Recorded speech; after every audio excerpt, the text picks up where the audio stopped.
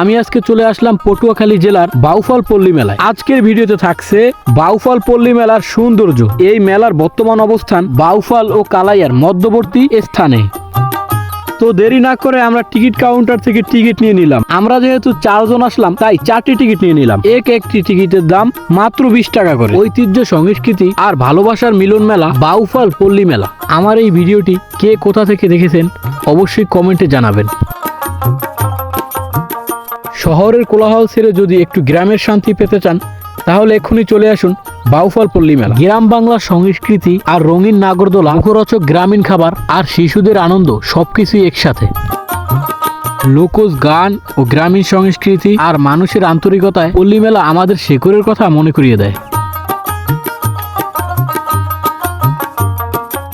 শিশুদের জন্য রয়েছে নানান ধরনের খেলনা এবং নাগরদোলা, যা খুবই মনোমুগ্ধকর।